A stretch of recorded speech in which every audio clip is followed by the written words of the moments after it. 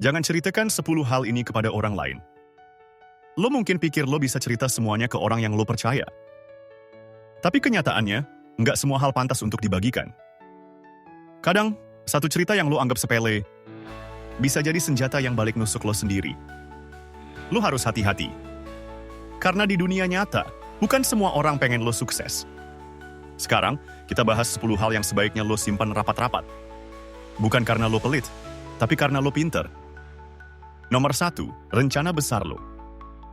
Gue tahu rasanya pengen cerita saat lagi semangat-semangatnya.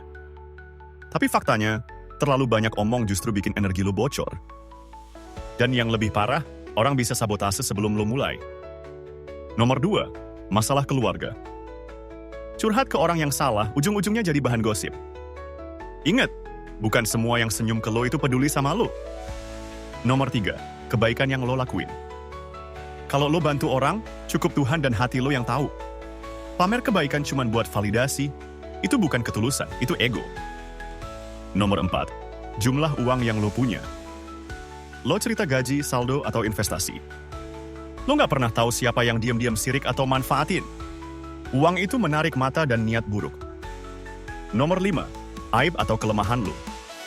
Lo pikir orang bakal empati. Tapi nggak semua orang punya empati.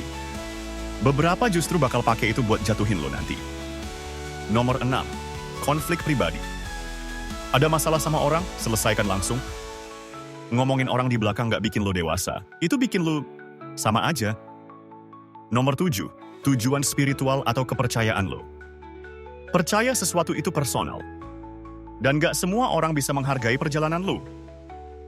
Nomor 8, rahasia orang lain. Kalau orang percaya sama lo, jangan jadi ember bocor. Sekali lo bocorin, kepercayaan lo hancur selamanya. Nomor 9, detail kehidupan cinta lo. Semakin banyak yang lo share, semakin banyak yang ikut campur.